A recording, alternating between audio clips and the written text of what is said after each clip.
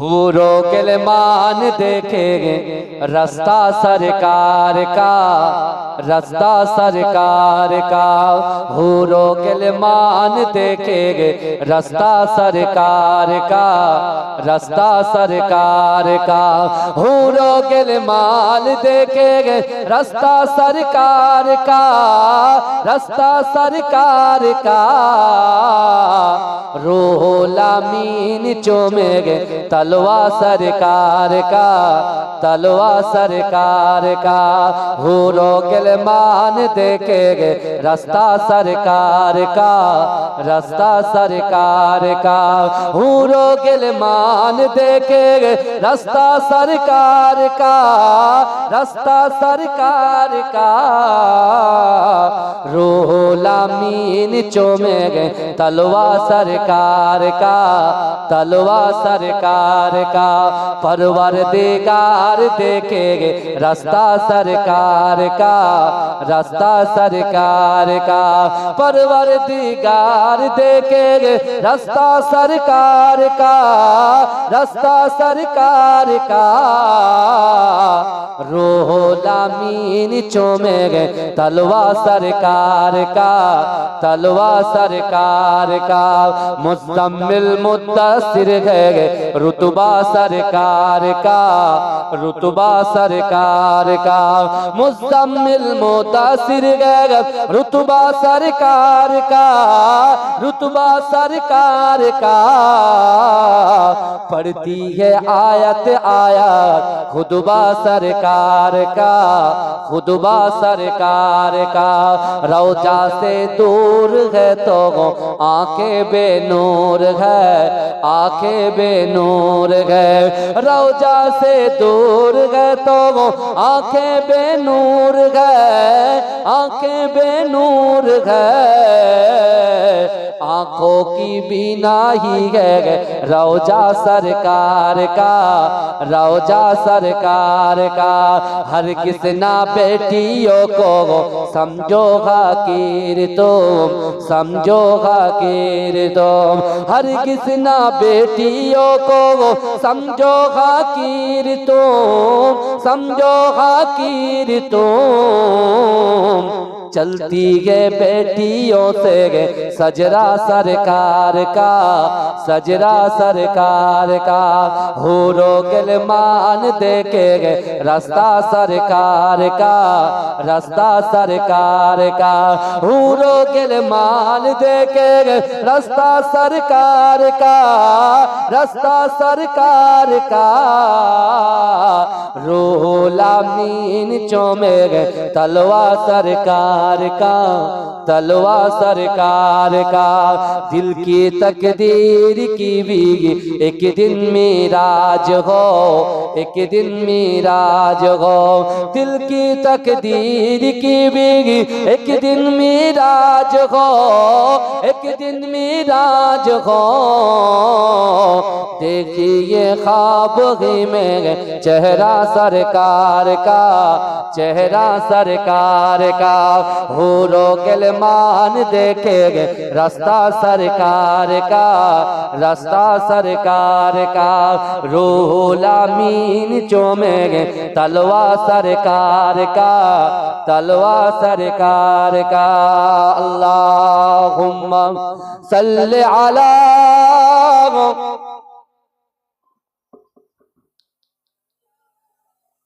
একজন কমিটি ভাই কেউ আসুন না এখানে, কেউ আছে একটু শোনো, একটু জিকির করুন। লা ইলাহা ইল্লাল্লাহ, লা ইলাহা ইল্লাল্লাহ, লা ইলাহা ইল্লাল্লাহ।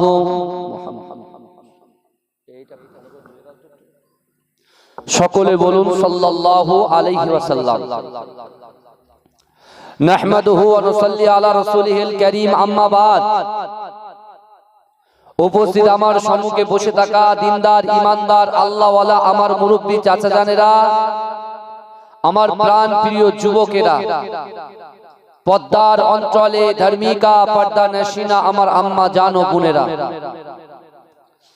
আল্লাহ পাক রব্বুল আলামিনের দরবারে লাখো কোটি শুকরিয়া জ্ঞাপন করি যে আল্লাহ পাক আজিকার দিনেতে আমাদের মতো গুনাহগার, খাতাকার, সিয়াকার, নাচিস বান্দা বান্দিগুলোকে এ জান্নাতের বাগানে কিছু সময় এসে বসার, কোরআন হাদিস শ্রবণ করবার মতো তৌফিক ইনায়েত করে দিয়েছেন। সকলে উচ্চ আওয়াজে বলুন আলহামদুলিল্লাহ। তারপর পরেই শান্তির দূত ও সাম্যবাদের সদাচারী হাবিবে লবিবে তাবিব জনাবে মুহাম্মদ মুস্তাফা, সকলে বলুন সাল্লাল্লাহু আলাইহি ওয়াসাল্লামের রওজা মুবারাকে, মাজার মুবারাকে কোটি কোটি দরুদ ও সালাম। সকলে বলুন সাল্লাল্লাহু আলাইহি ওয়াসাল্লাম।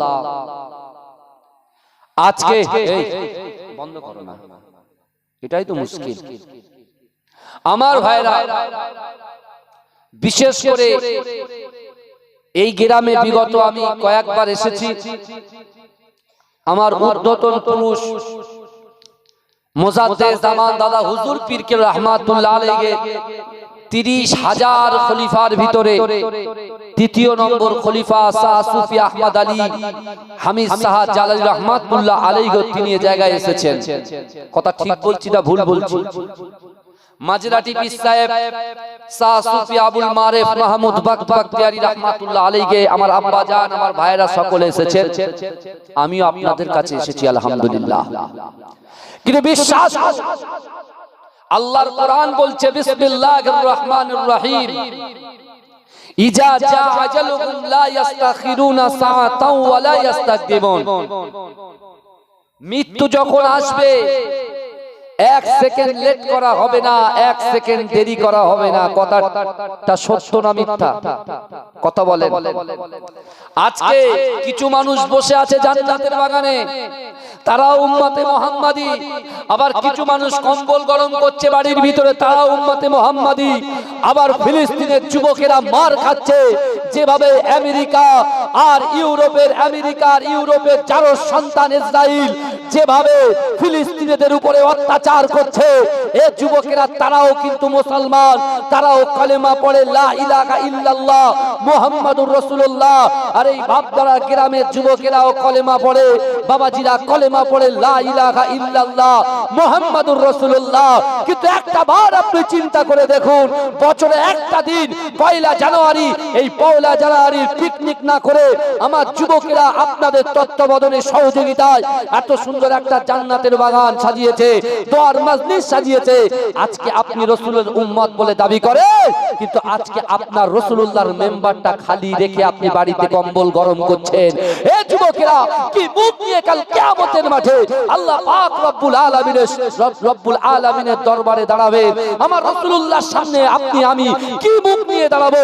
আপনি চিন্তা করুন, যখন ইউরোপ থেকে শুরু করে আর আমেরিকার জারজ সন্তান ইসরাইল যেভাবে ফিলিস্তিনিদের উপরে অত্যাচার করছে, যুবকদের উপরে অত্যাচার করছে, তাদের বিল্ডিং, বালখানা, ব্যবসা বাণিজ্য সব কিছু শেষ করে দিচ্ছে, কিন্তু তারপরেও বাপ তার সন্তানের লাশটাকে নিয়ে আল্লাহর কাছে দেখাচ্ছে, আল্লাহ এরকম সন্তান একটা নয়, দুটো নয়, আমি 10টা দিতে পারি, 10টা দিতে রাজি আছি, কিন্তু বাইতুল মুকাদ্দাসকে ছাড়তে রাজি নয়। জোরে বলেন না সুবহানাল্লাহ?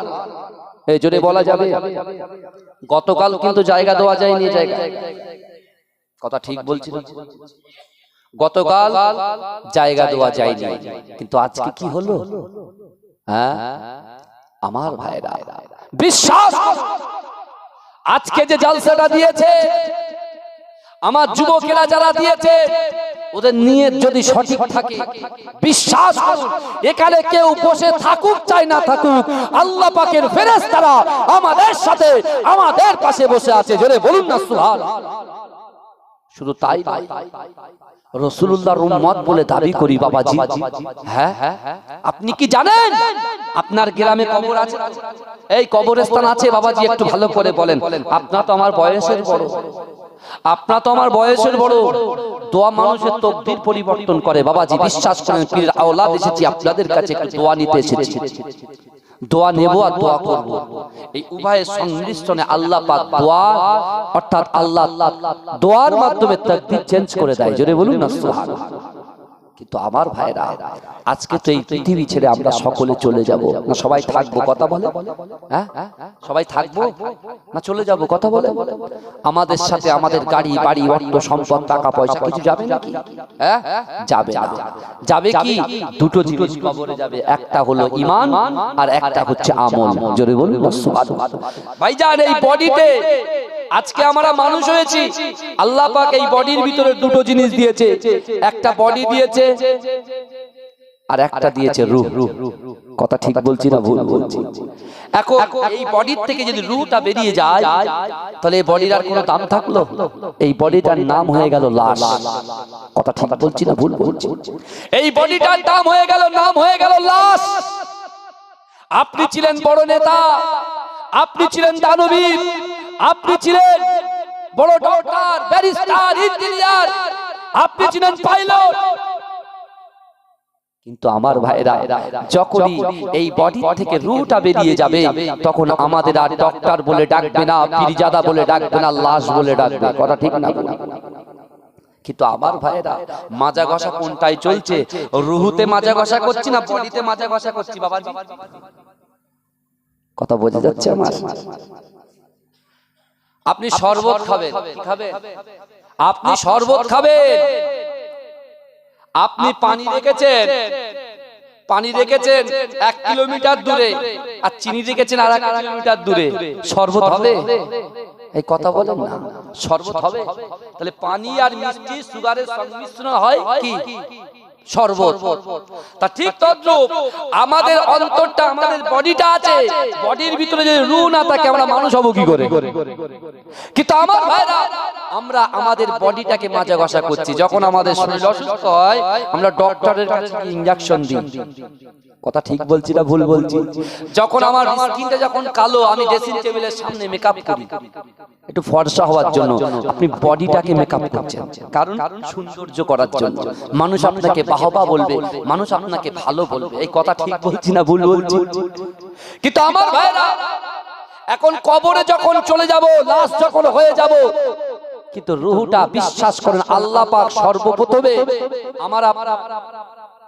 আমাদের বিশ্বাস করুন আল্লাহ পাক আমাদেরকে রেখেছিলেন রূহের জগতে 5টা জায়গা আমাদের বিলং করতে হয় বাবাজি কটা জায়গা 5টা এক প্রথমে আমরা সকলেই ছিলাম রূহের জগতে 1 নম্বর জায়গা সেখান থেকে আমরা চলে এসেছি মায়ের রেহেমের ভিতরে 2 নম্বর জায়গা আবার মায়ের রেহেম থেকে দুনিয়াতে আল্লাহ পাঠিয়েছেন 3 নম্বর জায়গা কথা ঠিক বলছি না ভুল বলছি এখনো 2টো জায়গা বাকি আছে সেটা হলো বারজাকি লাইফ যেটাকে আমরা বলি কবরের লাইফ আর একটা আছে আখিরাতের লাইফ কিন্তু বাবাজি আপনি দুনিয়াতে আপনার বডিতে আপনি বডি লোশন মেখে সাদা ফর্সা হচ্ছেন কিন্তু আত্মার যে খাওয়ার সেটা আপনি দিতে পারছেন আমার ভাইজানেরা এ নবী পাকের উম্মতিরা এ নবী দেবানারা বিশ্ব নবী রাসূলুল্লাহ সাল্লাল্লাহু আলাইহি ওয়াসাল্লাম মদিনার মসজিদে নববী শরীফে সাহাবাদেরকে নিয়ে বসে আছেন এ যুবকেরা বিশ্ব নবী রাসূলুল্লাহ জানিয়ে দিলেন ও আমার সাহাবারা আমি রাসূলুল্লাহ তোমাদেরকে জানিয়ে দিলাম আলা ইন্না ফিল জাসাদি মুদগাতান ইযা সালুগাল জাসাদু কুল্লুহু ওয়াইদা ফাসাদাল জাসাদু কুল্লুহু আলা ওয়াহিয়াল কালব এ যুবকেরা ও আমার আম্মা জানো বোনেরা আল্লাহর রাসূল সাল্লাল্লাহু আলাইহি ওয়াসাল্লাম পাক জবানে জানিয়ে দিলেন মানব শরীরের মধ্যে এমন একটা গোশতের টুকরা আছে ওই গোশতের টুকরাটা যদি অপবিত্র হয়ে যায় মানুষের পুরো শরীরটাই অপবিত্র হয়ে যায় আর ওই গোশতের টুকরাটা যদি পবিত্র হয়ে যায় মানুষের পুরো শরীরটাই পবিত্র হয়ে যায়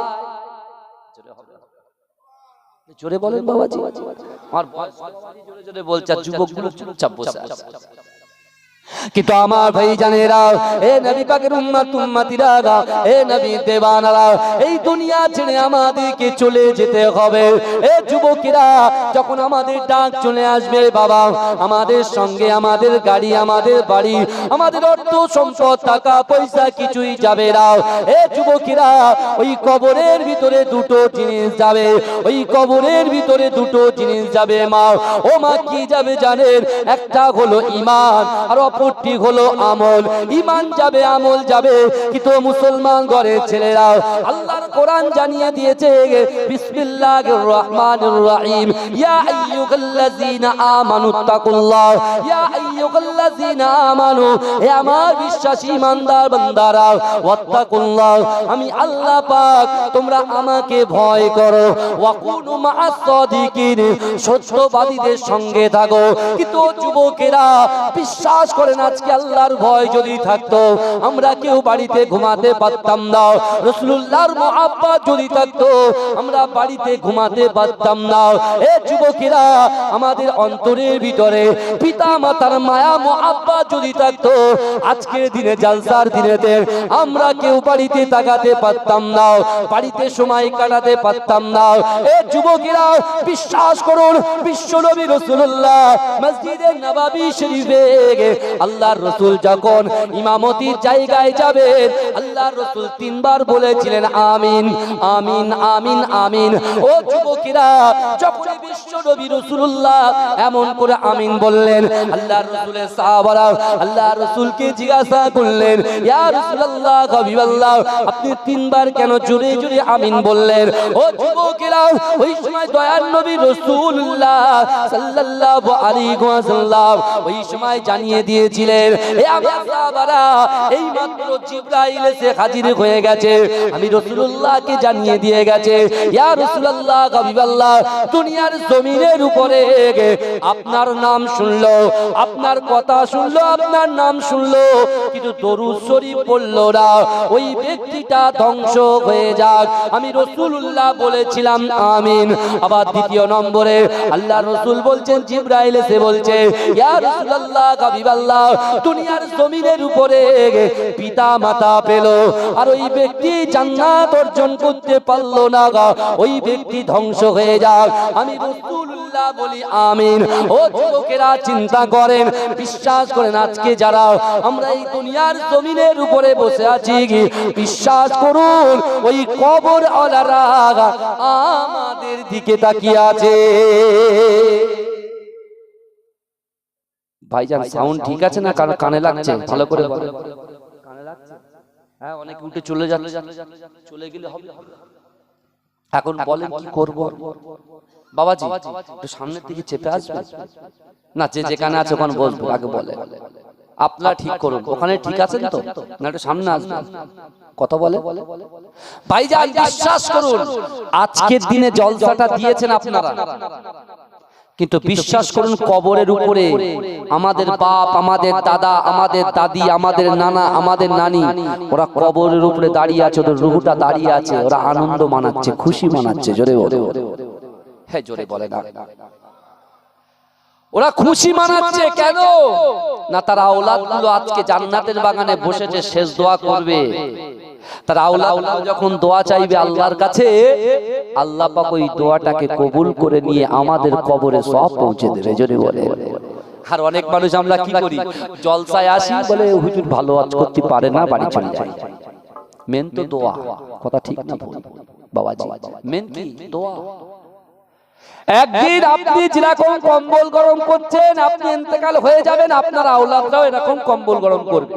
সেদিন হয়তো আমি রাকিবুল আজিজ বখতিয়ারি পীরজাদা থাকবো না, আমার ছেলেরা এসে জলসা করবে, ওরা একই কথাই বলবে। কি বলবে? যে যারা কম্বল গরম করছো আমরাও থাকবো না, আপনার আওলাদগুলো কম্বল গরম করবে, তারাও আসবে না, জায়গায় বসবে। কারণ ভাই আখিরি জামানা অর্থাৎ কিয়ামত অতি সন্নিকটে, তাই না? আমাদের সকলের চলে যেতে আমাদের ভয় আছে। গুনাহ করছি, গুনার কোনো রিয়েলাইজ আছে? এই কথা বলে আমরা গুনাহ করছি, গুনার কোনো রিয়েলাইজই নেই, গুনার কোনো আমরা অনুভব অনুশোচনা করি না মনের ভিতরে যে একটা গুনাহ করে ফেললাম, আল্লাহর কাছে তো তওবা করতে হবে। এই খেয়ালটুকু আমাদের নেই। বর্তমানে যা চলছে সব উপর উপর চলছে ভাই, অভ্যন্তরীণ সব ফাঁকা। হ্যাঁ, আমরা এরকম ভাবে চললে ছাড় পাবো? কথা বলেন বাবা। আজকে পাড়াবাসী, গ্রামবাসী আমরা একত্রিত ভাবে বসবো, সুন্দর একটা জৌলুস হবে, সুন্দর একটা বসে আলোচনা হবে, কত সুন্দর লাগবে। হ্যাঁ আমার ভাই, বুঝতে পারছেন না? কিন্তু বিশ্বাস করুন, আমি আপনাদেরকে একটা কথা বলে যাই, এখানে অনেক বেনামাজি ভাইয়েরা বসে আছেন, রোজা রাখে না। অনেক যুবক আছে তারা লটারি কাটে, অনেক যুবক আছে তারা মদ খায়, মদ, এই বুঝতে পারছেন কথা? কিন্তু যারা মদ খায় তাদেরকে আমরা মদখোর বলি, যারা সুদ খায় যাদেরকে আমরা সুদখোর বলি, ভালো করে বলবেন। আর যারা লটারি কাটে তাদেরকে আমরা কি বলি? লটারিখোর বলি না? কথা বল। এখন যারা মদ খাচ্ছে, যারা বাজে কাজের মধ্যে লিপ্ত আছে, ওরা কাকে? ওরা মানুষকে ভয় পেয়ে গোপনে গোপনে গুনাহগুন করছে। কিন্তু আল্লাহ বলছে, ও বান্দা, তুমি যেখানে আমি আল্লাহ সেখানে, তুমি কাকে লুকাচ্ছ?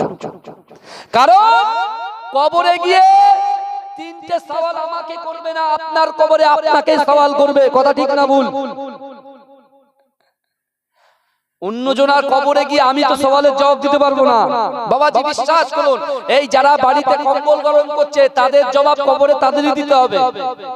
আপনার জবাব আপনি দেবেন, কিন্তু বিশ্বাস করুন এই যে সুযোগটা আপনি পাচ্ছেন দুনিয়ার জমিনের উপরে, এই সুযোগটা কিন্তু দ্বিতীয় দিন আপনি আর পাবেন। কথা বল। কারণ আপনি তো নিজেই স্বীকার করছেন দুনিয়াতে আসার সিরিয়াল আছে, যাওয়ার সিরিয়াল নিজেই তো আপনি স্বীকার করছেন। আবার আল্লাহ বলছে, বান্দা বিসমিল্লাহির রহমানির রহিম ওয়াসারিউ ইলা মাগফিরাতিম মির রাব্বিকুম ওয়া জান্নাতিন আরদুহাস সামাওয়াতু ওয়াল আরদ উইদ্দাত লিল মুত্তাকিন। আল্লাহ বলছে, ও বান্দা ওয়াসারিউ, তোমরা অতি দ্রুত অগ্রসর হও আমি আল্লাহ আমার ক্ষমার দিকে। জোরে বলুন না সুবহানাল্লাহ। ভাই এই জায়গাটায় ক্ষমা আছে না নাই? সত্যি করে বলেন। এই জান্নাতের বাগানে ক্ষমা আছে না নাই? মসজিদে ক্ষমা আছে না নাই? মাদ্রাসায় ক্ষমা আছে না নাই? খানকায় ক্ষমা আছে না নাই? নামাজের মাসাল্লায় ক্ষমা আছে না নাই? আছে। তাহলে যে জায়গায় ক্ষমার জায়গা, সেই জায়গাটা আমাদের ভালো লাগলো না? বিশ্বাস, আজকে আমি আমার যুবকদের সম্পর্কে কিছু কথা বলে যাই। নিজের চোখকে সংযত রাখুন, নিজের নাফসটাকে কন্ট্রোল করুন। বিশ্বাস করুন, দুনিয়ার মোহে পড়ে, দুনিয়ার লোভে পড়ে, দুনিয়ার লোভ লালসা, নারীর প্রতি আকৃষ্ট হয়ে তুমি যে গলাত পথে যাচ্ছ, তুমি যে ইহদিনা সিরাতাল মুস্তাকিম থেকে বঞ্চিত হয়ে কুপথের দিশা নিচ্ছ, বিশ্বাস করো হে যুবক, তোমার যদি ওই অবস্থায় মৃত্যু তুমি বরণ করো, ও মা, তোমার ওই অবস্থায় যদি মৃত্যু বরণ তুমি করো, তুমি কিন্তু ঈমান নিয়ে, আমল নিয়ে তুমি কবরে ঢুকতে পারবে না। কারণ কবরের আযাব বড় শক্ত আযাব, এই আযাব সহ্য করতে পারবো না। আল্লাহর কোরআন বলছে বিসমিল্লাহির রহমানির রহিম ওয়া জাআত সাকরাতুল মাউত বিল হক, মৃত্যু যন্ত্রণা সত্য। বিশ্বাস করো, হ্যাঁ, আল্লাহকে ভয় করতে হবে, ভয়ের মতো ভয় করতে হবে। তুমি জেনা করেছো, ঠিক আছে, তুমি এখানে এসে বসো। তুমি লটারি কেটেছো, ঠিক আছে, তুমি এখানে এসে বসো। তুমি মাকে পিটিয়েছো, এখানে তুমি এসে বসো। তুমি বউ স্ত্রীর হক নষ্ট করেছো, সন্তানের হক নষ্ট করেছো, ঠিক আছে, তুমি এখানে এসে বসো। কারণ এখনো সলিউশন আছে, কারণ তোমার ক্ষমা আছে। যদি বললেন হুজুর এত বড় সাহস আপনি এই কথাটা বলতে পারলেন, ও ভাই বিশ্বাস করুন, আল্লাহ কোরআনে বলছেন, ইয়া আইয়ুহাল্লাযীনা আমানু তুবু ইলাল্লাহি তাওবাতান নাসুহা। এ আমার বিশ্বাসী ঈমানদার বান্দারা, তুবু ইলাল্লাহি তাওবাতান নাসুহা, তোমরা তওবার মতো যদি তওবা করতে পারো, তাহলে আমি আল্লাহ তোমাদের পিছনে ওই সকল বড় বড় গুনাহগুলোকে ক্ষমা করে দেব। জোরে বলে, এ জোরে হবে, এ জোরে হবে না? আবার দেখেন, বিশ্বাস করেন বাবাজি, মিলিয়ে নেবেন। আমরা যে জান্নাতের বাগানের ভিতরে বসেছি, আল্লাহ বলছে বান্দা তওবার মতো তওবা করো। আমার আল্লাহর দয়া জানে, আমার আল্লাহর মায়া মমতা কতটা জানে। মা যেমন তার সন্তানকে ভালোবাসে, মায়ের থেকে 70 গুণ বেশি আল্লাহ তার বান্দাকে ভালোবাসে। জোরে বলে, এ জোরে বলা যাবে না? এ জোরে বলা যাবে না? নবী মুসা আলাইহিস সালাতু ওয়াস সালাম, তার জামানায় বিশাল বড় অর্থ সম্পদের মালিক একজন ছিলেন, যার নাম হচ্ছে কারুন। কি নাম বললাম? কারুন। আল্লাহ তার অঢেল সম্পত্তি দিয়েছে, এত সম্পদ দিয়েছে, এত ইজ্জত সে অর্জন করেছে। বলা হচ্ছে 70টা উট তার মালের লাভের অংশের যে চাবি, যেখানে গোডাউন, সেই গোডাউনের চাবি 70টা উট নিয়ে বেড়াতো। কটা উট নিয়ে বেড়াতো? 70টা। ভাই বিশ্বাস, ইসলামটা 5টা বিষয়ের উপরে দাঁড়িয়ে। বুনিয়াল ইসলাম আলা খামসিন, তাই তো নাকি? ইসলামের পাঁচটা স্তম্ভ আছে, কালেমা, নামাজ, রোজা, হজ আর যাকাত। তাই তো বাবাজি কথা বলে। কিন্তু আপনি দেখেন ইসলাম কিন্তু কারোর উপরে জোর করে চাপিয়ে দেওয়া হয়নি, কোন নারীর উপরে চাপিয়ে দেওয়া হয়নি, কোন যুবকের উপরে চাপিয়ে দেওয়া হয়নি, কোন মুরব্বীর উপরে চাপিয়ে দেওয়া হয়নি, কোন মায়ের উপরে চাপিয়ে দেওয়া হয়নি। এ যুবকেরা, আল্লাহ পাক কত সুন্দর সিস্টেম করে দিয়েছে দেখেন, কলেমা, নামাজ, রোজা। কে বড় লোক কে গরিব লোক, কার খাওয়া হয় না কার খাওয়া হচ্ছে ওসব দেখা চলবে না। এই কলেমা, নামাজ, রোজা, এই তিনটে জিনিস সবার জন্য সমান। জোরে বলুন, চিৎকার দিয়ে বলতে হবে, জোরে বলুন। আর দুটো জিনিস, যারা বড় লোক, একদম গোদা বাংলায় বলছি, যাদের অর্থ আছে, যারা সাহেবে নিসাব, বুঝতে পেরেছেন, যাদের অর্থ আছে, সম্পদ আছে, গচ্ছিত সম্পদ আছে, 1 লক্ষ টাকা যদি কারোর গচ্ছিত সম্পদ থাকে, ওই 1 লক্ষ টাকার ভিতরে 2,500 টাকা জাকাতের জন্য দিতে হবে আল্লাহর রাস্তায়। বাবাজি বিশ্বাস করে, বড় বড় বিপদ আসে কিসের দ্বারা? আপনি সুদখোরকে সুদখোর বলছেন, মদখোরকে মদখোর বলে টিটকারি মারছেন, হ্যাঁ, আপনি লটারিখোরকে লটারিখোর বলে টিটকারি মারতেন, কিন্তু আপনি তো যাকাত ফাঁকি দিচ্ছেন, তাহলে আপনিও তো গুনাহগার। হ্যাঁ, আপনি ওপরটা রেখেছেন চাকচিক্য, আর ভিতরটা পুরো ভো হয়ে আছে। কি হবে? আল্লাহর কাছে জবাব দিয়ে করতে হবে না? আমার ভাইজানেরা, হে নবী পাকের উম্মত উম্মতিরা, হে নবী দেওয়ানারা, বিশ্ব নবী রাসূলুল্লাহ সাল্লাল্লাহু আলাইহি ওয়াসাল্লাম মদিনার মসজিদে নববী শরীফে আমার দয়ার নবী ঝরঝর করে কাঁদে।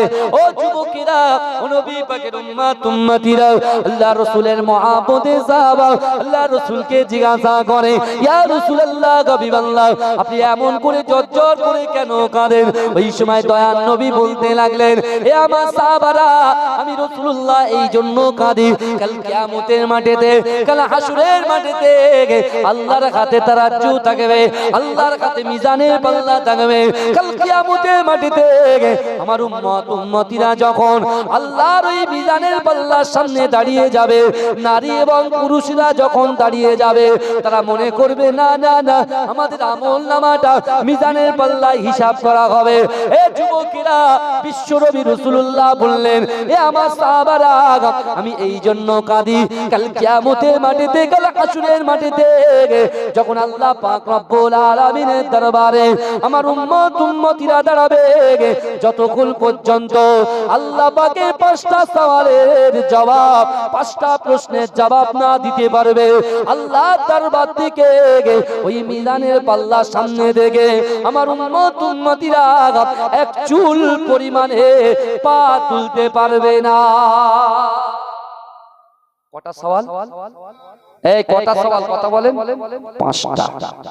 বাবাজি, আপনি বাইরে বলছেন, আপনি লোককে বুঝলেন না, জানলেন না, তার পিছনে উল্টো পাল্টা কথা বলা শুরু করে দিচ্ছেন। ইসলামটা অত সহজ ব্যাপার নয়।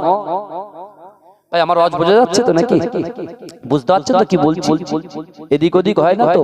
দরুদ শরীফ পড়েন, আল্লাহুম্মা সাল্লি আলা।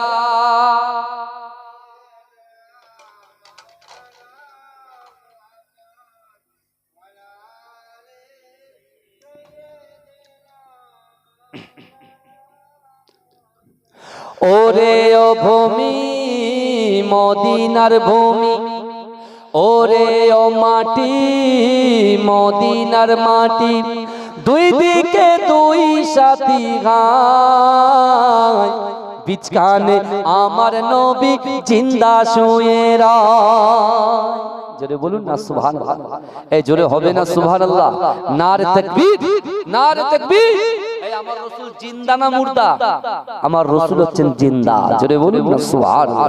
আমার রাসূল যদি ইচ্ছা করেন, বিশ্বাস করুন, রাসূলুল্লাহর মহব্বত করনে ওয়ালা, ইশকে দিওয়ানা ওয়ালা যদি এই জান্নাতের বাগানে থাকে, আমার রাসূল কিন্তু মদিনায় থাকতে পারে না, রূহানি হালাতে মজলিসে হাজির হয়ে যেতে পারে।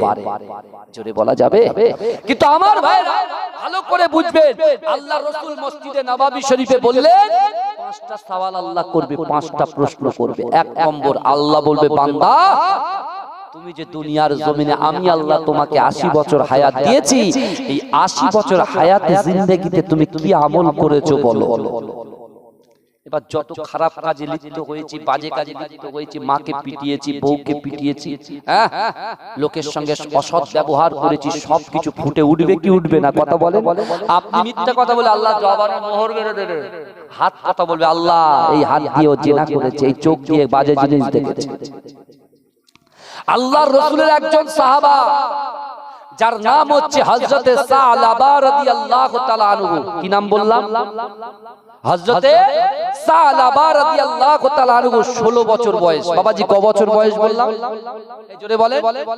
16 বছর বয়স।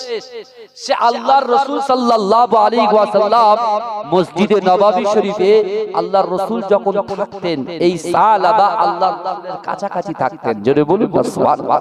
রাসূল তাকে এত মহব্বত করতেন, এত ভালোবাসতেন। আল্লাহর রাসূল ওই 16 বছরের সাহাবা সালাবার কপালে বুসা দিতেন, চুমা খেতেন। জোরে বলুন না সুবহানাল্লাহ। জোরে হবে না বাবাজি? একটু জোরে হবে। নারে তাকবীর, নারে তাকবীর। ভাই বিশ্বাস করুন, আল্লাহর রাসূল বলছেন, এ সালাবা আমি তোমাকে মহব্বত করি, তুমি আমাকে ভালোবাসো। যে আমরা উভয়ে মহব্বত করি, আল্লাহ তোমাকে ভালোবাসে। জোরে বলুন না সুবহানাল্লাহ। কিন্তু আমার ভাইরা, ওই সাহাবা আল্লাহর রাসূলের খাদেম ছিলেন। আর সিদ্দিক আকবর হযরত আবু বকর সিদ্দিক রাদিয়াল্লাহু তাআলা আনহু, হযরত ওমর ফারুক রাদিয়াল্লাহু তাআলা আনহু, এরা মাঝে মাঝে ভাবতেন যে কাজ যদি আমি সাহাবার মতো রাসূলুল্লাহর খিদমত করনেওয়ালা হতাম, তাহলে আমার জীবনটা বড় খুশি হতো। জোরে বলুন না সুবহানাল্লাহ। কত মহব্বত করতেন রাসূল। যখন বাইরে আমাদের কাজ থাকে না বাবাজি, বলেন, অনেক সময় কেউ চাঁদা কালেক্ট আর কি দোকানের টাকা ছেলেকে পাঠায়, যা আদায় করে আয়। তা আল্লাহর রাসূলের মসজিদে নববীর বাইরে অর্থাৎ মদিনার বাইরে যখন কোন জায়গায় পাঠাতেন, আল্লাহর রাসূল এই 16 বছর সাহাবাটাকে পাঠাতেন। জোরে বলুন না সুবহানাল্লাহ। আল্লাহর রাসূল আর কাউকে এই দায়িত্বটা দেন, ওই সাহাবাকে দিয়েছেন। 16 বছর বয়স। আর আমাদের বয়স কত বছর চিন্তা করেন তো। হ্যাঁ, আপনি তো বলছেন দুনিয়াতে আসার সিরিয়াল আছে, যাওয়ার সিরিয়াল নেই। তাহলে এত আমৃত্য কিসের? এত অহংকার কিসের? এত অহমিকা কিসের? হ্যাঁ, যদি আমরা এগুলোকে মিটিয়ে ফেলতে পারি, নিজেদের গুনার দিকে তাকিয়ে যদি তওবা করতে পারি, আল্লাহ কি বলতে জানেন? বান্দা, তোমার অন্তরে যদি আল্লাহর ভয় থাকে, আল্লাহর ভয় যদি তোমার কলিজার ভিতরে থাকে, আমি আল্লাহ বলছি তোমার জন্য দুটো জান্নাত রেখে দিয়েছি। জোরে বলুন না সুবহানাল্লাহ। এই জোরে বলবেন না। কিন্তু আমার ভাইরা সাহাবা চিন্তা করেন, 16 বছরের ছেলে। ভাইজান, আমরা অনেক সময় দেখেছি, আজকে বিশ্বাস করুন গুনাহ কেমন ভাবে হয়ে যায় আমরা নিজেরাই বুঝতে পারি না, নিজেরাই বুঝতে পারি না। কিন্তু আমার ভাই জানেরা, বিশ্বাস করুন, ওই সাহাবাকে রাসূল বলতেন, বাবা সাহাবা একটু আমার কাছে এসো। গিয়েছে, বলে যাও অমুক জায়গায় এই কাজটা তুমি একটু করে এসো, তাড়াতাড়ি চলে আসো। সাহাবা গিয়েছে, 16 বছরের সাহাবা গিয়েছেন। গিয়ে তিনি যখন ব্যাক করছেন, একটা হাম্মাম খানা দেখতে পেয়েছেন, একটা গোসলখানা। ওই গোসলখানায় একটা নারী গোসল করছেন। ওই গোসলখানায় একটা নারী কি করছেন? কথা বলেন। গোসল করছেন। 16 বছরের সাহাবাটা যেতে যেতে হঠাৎ করে আমাদের চোখ কি একবার এরকম হয় না? হয় না? হঠাৎ করে তাকিয়েছে, আর ঠিক ওই গোসলখানার দিকে চোখটা যেই চলে গেছে, সাহাবার মনের ভিতরে ভয় ঢুকে গেছে। হায় হায়, আমি চোখের চেনা করে ফেললাম, আমি গুনাহ করে ফেললাম। হয়তো এখনই জিবরাইলের সাথে আল্লাহর পাক রব্বুল আলামিন রাসূলুল্লাহর কাছে আমি সাহাবা মুনাফিক হয়ে গেছি। এই আয়াতটা তো আল্লাহর কাছে নাজিল হয়ে গেছে, রাসূলুল্লাহর কাছে নাজিল হয়ে গেছে। অর্থাৎ এই মুখ আমি রাসূলুল্লাহকে আর দেখাবো না। ভালো করে বুঝবেন, আমি আপনি গুনাহ করছি, নামাজ পড়ি না, রোজা রাখি না, যাকাত দিই না, ফিতরা দিই না, ও গুনাহটাকে আমরা কিছুই ভাবি না। কিন্তু এই 16 বছরের সাহাবা থেকে আপনি শিক্ষা নেন, একটুখানি সেই ইচ্ছাকৃতভাবে তাকায়নি ওই নারীর দিকে যার সঙ্গে এ দেখেন বিবাহ শর্ত হচ্ছে ইজাব আর কবুল দ্বারা, মোট শর্ত। এই তিনটে জিনিস যদি না থাকে, কোন যুবক ছেলে কোন নারীকে যদি স্পর্শ করে, সেটা হয়ে যাবে হারাম। এই বুঝতে পারছেন? আপনি বিশ্বাস করুন, আজকে 1 জানুয়ারি, গতকাল ছিল 31st নাইট, যে হারে মুসলমানের ছেলেরা গুনাহ করেছে, বিশ্বাস করুন, জানি না হয়তো আল্লাহ পাক রব্বুল আলামিন যদি রাগান্বিত হয়ে যায়, বড় আযাব চলে আসতে পারে। তাই আমি আমার যুবকদের কাছে রিকোয়েস্ট করছি, আমি আমার যুবকদেরকে করজোড়ে অনুরোধ করছি, ভাই ওসব ইহুদিদের মতবাদ নিয়ে 31st জানুয়ারি মানাতে যেও নি।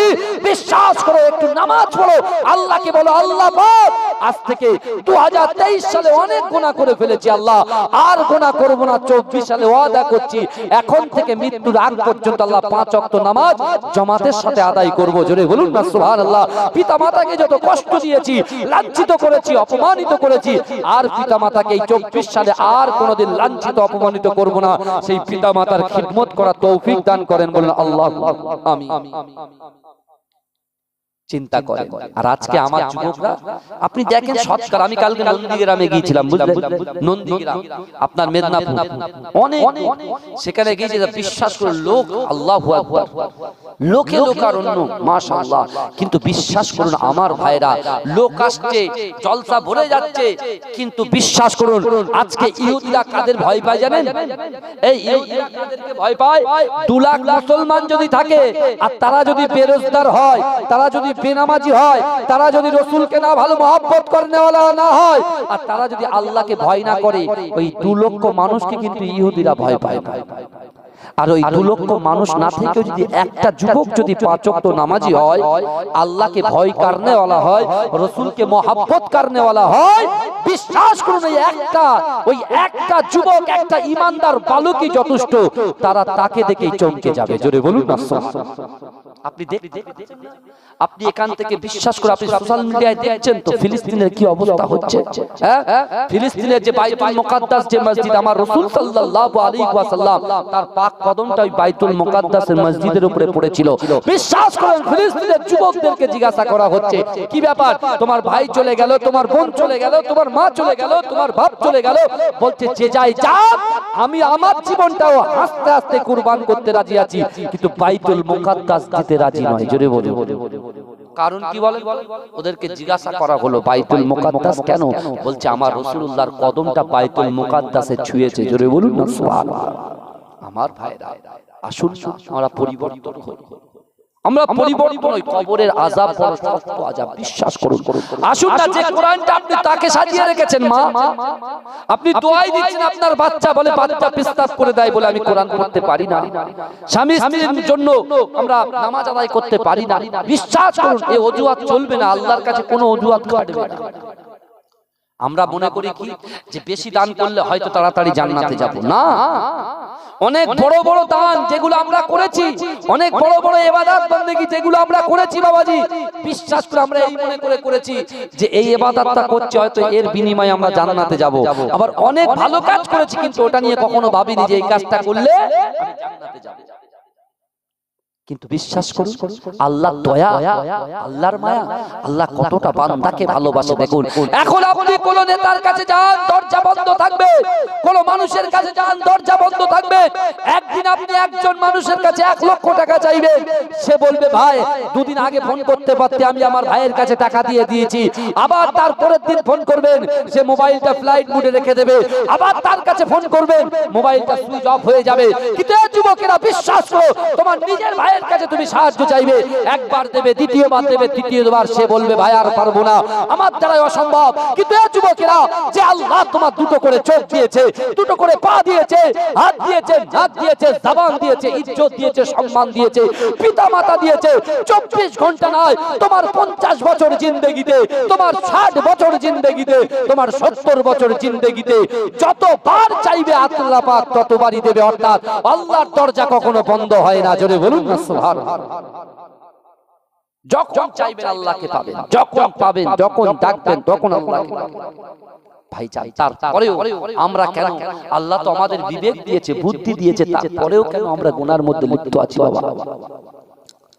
আমার ভাইজানেরা, এ নবী পাকের উম্মত উম্মতিরা, এ নবী দেওয়ানারা, বিশ্ব নবী রাসূলুল্লাহ সাল্লাল্লাহু আলাইহি ওয়াসাল্লামের 16 বছরের সাহাবা হযরত সালাবা রাদিয়াল্লাহু তাআলা আনহু, এ যুবকেরা, যে হাম্মাম খানায় একজন নারী যখন গোসল করছিল, চোখটা যখন সেই নারীর দিকে চলে যায়, এ যুবকেরা সাথে সাথে চিন্তা করে খায় গায়, না না না, আল্লাহর কোরআন জানিয়ে দিয়েছে বিসমিল্লাহ বিসমিল্লাহির রহমানির রহিম ওয়া হুয়া মাআকুম আইনামা কুনতুম। আল্লাহ বলছে বান্দা তোমরা যেখানে আমি আল্লাহ সেখানে। ও যুবকেরা, ওই 16 বছরের সাহাবা কাঁদতে শুরু করেছে। না না না, আল্লাহ রাসূল আমাকে এত মহব্বত করে, আল্লাহ রাসূল আমাকে এত প্যার করে, আল্লাহ রাসূল আমাকে এত মহব্বত করে, ভালোবাসে। না না না, রাসূল আমাকে বিশ্বাস করে খাদেম বানিয়েছে, রাসূল আমার ভ্রমণ করে আমার কপালে বুসা দিয়েছে। কিন্তু না না না, এই বডিটাকে নিয়ে আমি সালাবা আমার শরীরটাকে নিয়ে আল্লাহ রাসূলের সামনে হাজির হতে পারবো না।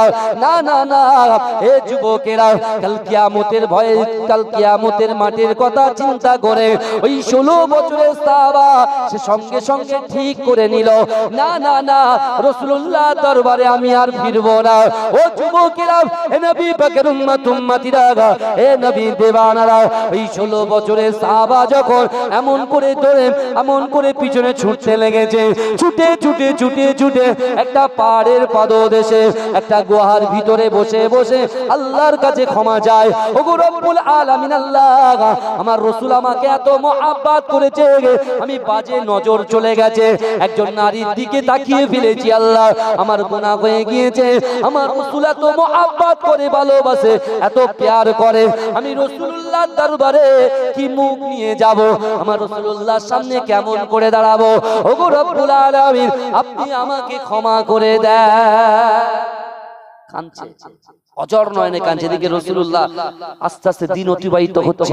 আল্লাহ রাসূল বলছে, আবু বকর, ওমর, আলী, উসমান, কি ব্যাপার? আমার সেই ছোট সাহাবা সাহাবাকে খুঁজে পাওয়া যাচ্ছে না, সে আসছে না কেন, কি হয়েছে? আমার ভাই জানেরা, এ নবী পাকের উম্মত উম্মতিরা, এ নবী দিওয়ানারা, বিশ্ব নবী রাসূলুল্লাহ তার উম্মতকে কত মহব্বত করে, তার উম্মতকে কত প্যার করে, তার উম্মতকে কত ভালোবাসে। এ যুবকেরা, একদিন চলে যায়, দুদিন চলে যায়, 3 দিন চলে যায়, আল্লাহ রাসূল অস্থির হয়ে পড়ে। ও সাহাবারা, দেখো দেখো দেখো দেখো, আমার সাহাবা কোথায় চলে গেল, আমার সাহাবাকে খুঁজে পাওয়া যাচ্ছে না। এ যুবকেরা, এ নবী পাকের উম্মত উম্মতিরা, আল্লাহ রাসূল অজর নয়নে জজ্জর জজ্জর করে কাঁদে। এ আমার যুবকেরা, এ নবী পাকের উম্মত উম্মতিরা, আল্লাহ রাসূল 1-2 দিন পরে আল্লাহ রাসূল ওই সকল সাহাবাদেরকে বলতে লাগলেন, এ আমার সাহাবারা, যাও যাও, আমার সাহাবাকে তোমরা একটু খুঁজে নিয়ে এসো। এ যুবকেরা, এ নবী পাকের উম্মত উম্মতিরা, এ নবী দেওয়ানারা, সাহাবা ওই গুহার মধ্যে কাঁদতে লাগে। যখন তার ক্ষুধা পায়, ওই জায়গায় পাশে একটা বকরি, এমন করে একটা রাখাল, সে বকরি চড়ায়, সে এমন করে কিছু সময় এসে ওই রাখালের কাছ থেকে কিছু দুধ পান করে আবার গুহার মধ্যে চলে যায়। বাঁচতে তো তাকে হবে, আল্লাহর কাছে ক্ষমা কি করে হবে? এই চিন্তায় বিভোর হয়ে ওই 16 বছরের সাহাবাটা অজর নয়নে ঝরঝর ঝরঝর করে কাঁদে। এ যুবকেরা, বিশ্ব নবী রাসূলুল্লাহ সাল্লাল্লাহু আলাইহি ওয়াসাল্লাম, আল্লাহ রাসূল এমন করে আবু বকর সিদ্দিক আকবরকে ডেকে বলছে, বাবা আবু বকর, যাও যাও যাও, তুমি চলে যাও, আমার এমন করে আর কিছু সাহাবাদেরকে সঙ্গে করে নিয়ে যাও। এ যুবকেরা, বিশ্ব নবী রাসূলুল্লাহ সাহাবা আবু বকর সিদ্দিক রাদিয়াল্লাহু তাআলা আনহু আল্লাহ রাসূলের কিছু সাহাবাদেরকে সঙ্গে করে নিয়ে গিয়ে ওই 16 বছরের সাহাবাকে খুঁজতে বার হয়ে গেলে। 16 বছরের সাহাবাটাকে খুঁজতে বার হয়ে গেলেন। চিন্তা করেন, আল্লাহ রাসূল সাহাবাদেরকে কত গুরুত্ব দিতেন, আল্লাহ কত গুরুত্ব দেন। দেখেন, এ যুবক, আমার রাসূল তো জিন্দা নবী, কবরের মধ্যে সিজদারত অবস্থায় উম্মতের জন্য আজও কাঁদছেন। আর উম্মত রাসূলুল্লাহর কথা ভুলে গেছে, আল্লাহর ভয়ের কথা ভুলে গিয়ে তারা এখন বাড়িতে আরাম করছে। ভাইজা, ঘুম পাড়িয়ে দেন কে? এই ঘুম পাড়িয়ে দেওয়ার মালিক কে? আল্লাহ। আর ঘুম থেকে জাগ্রত করার মালিক কে? আল্লাহ। এখন আপনি বলেন তো, জিনা করেছেন, বাজে কাজ করেছেন, হারাম খেয়েছেন, এরপরে আপনি ঘুমিয়ে গেলেন, ওই চোখটা না খুলে কি অবস্থা হবে আমার? একবার ভেবেছেন? চিন্তা করেছি আমরা? আপনি চিন্তা করুন, আমরা গুনাহ করছি, বড় বড় গুনাহ, কিন্তু একবার আমরা তাকে কি করি? পুরো পাত্তাই দিই না গুনাহ, ভাবি না কবে গুনাহ করেছি না করেছি, করেই যাচ্ছি গুনাহ। কিন্তু আমার ভাইরা, আল্লাহ কোরআনে বলছেন, বান্দা আহাসিবান নাস ওয়া ইউতরাকু ওয়া ইয়াকুলু আমান্না ওয়া হুম লা ইফতানুন। আল্লাহ বলছে ও বান্দা, আহাসিবান নাস ওয়া ইউতরাকু ওয়া ইয়াকুলু আমান্না, তোমরা যারা ঈমান এনেছো তোমরা কি মনে করো আমি আল্লাহ তোমাদেরকে ছেড়ে দেব? আল্লাহ কোরআন বলছে, এই আল্লাহর কোরআন বলছে, আল্লাহ বলছে বান্দা তোমরা ঈমান এনেছো, তোমরা কি মনে করো আমি আল্লাহ তোমাদেরকে ছেড়ে দেব? অহুম লা ইফতানুন, আমি আল্লাহ কি তোমাদের পরীক্ষা করব না? আজকের দিনে এই গ্রামের একটা পরীক্ষা চলছে যে কত লোক আল্লাহকে ভয় করে, রসুলকে মহব্বত করে জান্নাতের বাগানে বসবে। এটা আল্লাহর পরীক্ষা হতে পারে কি পারে না? কথা বলে বাবাজি, আমার কথা বুঝতে পারছেন তো? এ পারে কি পারে না? কথা বলে আল্লাহ পারে। এখন পরীক্ষা অনেক রকম ভাবে হবে ভাই। আপনি যেখানে ঈমান এনেছেন মানে মা আপনার পরীক্ষা অনিবার্য হবেই হবে। আল্লাহর কোরআন বলছে, আল্লাহ বলছে আল্লাহ 5টা বিষয়ে পরীক্ষা নেবে। 5টা। এক, বান্দার ভিতরে আল্লাহর ভয় আছে কিনা। 2, আল্লাহ ব্যবসাটাকে লস করিয়ে দিয়ে আল্লাহ পরীক্ষা করবে। বডিতে আল্লাহ শরীর অসুস্থ করে আল্লাহ পরীক্ষা করবে। কি বুঝলেন? সাবধান হয়ে যান, এখনো সময় আছে, এখনো সময় আছে বাবাজি, পরিবর্তন হবার চেষ্টা করেন। আপনি নিজের শান মান ইজ্জত নিয়ে বিশাল বড়াইত্ব দেখাচ্ছেন, তাই না? আজকে দেখুন না কত বড় বড় হামান, কারুন, সাদ্দাত সব শেষ, তাদের সেই আমিত্ব মহত্ব কোথায় চলে গেছে? এই কথা বলে সব জাহান্নামের আগুনে দাউ দাউ করে পড়ছে। বুঝতে পারছেন? আল্লাহ রাসূল সাল্লাল্লাহু আলাইহি ওয়াসাল্লামের সাহাবা সিদ্দিক আকবর আর সঙ্গে সালমান ফারসি হুজুরকে সঙ্গে করে নিয়ে গেছে। এই সালমান ফারসি কে বলুন তো? আল্লাহ রাসূলের সাহাবা, যিনি রাসূলুল্লাহর হাতে যখন হাত দিচ্ছেন তার বয়স ছিল 120 বছর। জোরে বলুন না সুবহানাল্লাহ। যে টাইমে তিনি ঈমান গ্রহণ করছেন রাসূলুল্লাহর হাতে হাত দিয়ে, তখন তার বয়স ছিল 100 কত বছর? 20 বছর। 120 বছর বয়সে রাসূলুল্লাহর হাতে হাত দিয়ে কলেমা পড়ে মুসলমান হয়েছে। জোরে বলুন না সুবহানাল্লাহ। সেই সালমান ফারসি রাদিয়াল্লাহু তাআলা আনহু হুজুরকে নিয়ে যাচ্ছেন। কে? সিদ্দিক আকবর। জোরে বলবেন না সুবহানাল্লাহ। বড়দেরকে সম্মান, ছোটদেরকে স্নেহকে বলা হয় আদব। এটা দরুদ শরীফ পড়ুন, আল্লাহুম্মা সাল্লি আলা